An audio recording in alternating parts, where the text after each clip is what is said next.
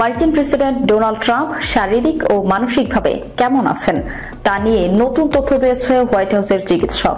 রোববার white house থেকে প্রকাশিত একটি স্মারকলিপিতে তার চিকিৎসক ক্যাপ্টেন শন বারবেলা বলেছেন, ট্রাম্প শারীরিক ও মানসিকভাবে বেশ ভালো আছেন। স্বাস্থ্য পরীক্ষায় শক্তিশালী কার্ডিয়াক ফুসফুসীয় স্নায়বিক এবং সাধারণ শারীরিক কার্যকারিতা প্রদর্শন করেছেন এবং সর্বাধিক ও রাষ্ট্রপ্রধানের দায়িত্ব পালনের জন্য পুরোপুরি উপযুক্ত তিনি। খবর বিবিসির। মেরিল্যান্ডের বেথেসদার ওয়াল্টার রিভ হাসপাতালে গত শুক্রবার প্রায় 5 ঘন্টার চিকিৎসা পরীক্ষার অংশ হিসেবে ট্রাম্পের বেশ কয়েকটি রক্ত পরীক্ষা, একটি কার্ডিয়াক পরীক্ষা এবং আল্ট্রাসাউন্ড পরীক্ষা করা হয়েছে বলে জানিয়েছেন তার চিকিৎসক। সেখানে তার হৃৎপিণ্ড, ফুসফুস, স্নায়ু এবং অন্যান্য শারীরিক অঙ্গ প্রত্যঙ্গের কার্যকারিতা স্বাভাবিক পাওয়া গেছে বলে জানিয়েছেন ডাক্তার শন বারবেলা। এই চিকিৎসক ইরাক ও আফগানিস্তানের কর্মরত মার্কিন নৌবাহিনীর একজন অভিজ্ঞ জরুরি চিকিৎসক ছিলেন। গত বছর জুলাইয়ে পেনসিলভানিয়ার একটি নির্বাচনী সমাবেশে ট্রাম্পের উপর গুলির চেষ্টা হয়েছিল। সে সময় গুলি তার ডান কানে ছুঁয়ে যায়। তার চিকিৎসক জানিয়েছেন, এখন সেই গুলির আঘাতের চিহ্ন রয়েছে তার কানে, তবে এটি তার স্বাস্থ্য বা শারীরিক সক্ষমতার প্রভাব ফেলেনি।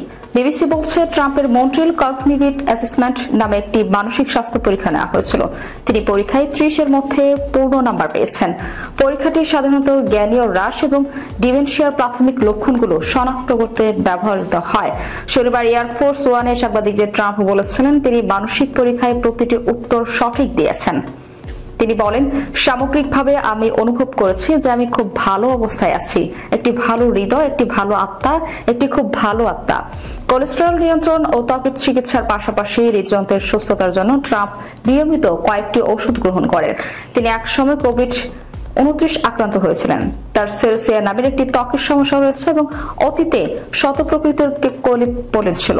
রিপোর্ট অনুযায়ী ট্রাম্পের বর্তমান ওজন 101 কেজি এবং উচ্চতা 6 ফুট 2 ইঞ্চি। 2019 সালে তার ওজন ছিল 253 পাউন্ড, অর্থাৎ ওজন কিছুটা কমেছে। বিএমআই অনুসারে তিনি বর্তমানে ওভারওয়েট শ্রেণীতে থাকলেও স্থূল নন। স্মারকলিপিতে আরো উল্লেখ রয়েছে, প্রেসিডেন্টের মাংসপেশি ও জয়েন্টগুলো পূর্ণ পরিসরে সচল রয়েছে এবং তিনি নিয়মিত গলফ খেলার কারণে শারীরিকভাবে সক্রিয়। এই সক্রিয় জীবনধারা তার ভালো স্বাস্থ্যের কৃতিত্ব দেয়।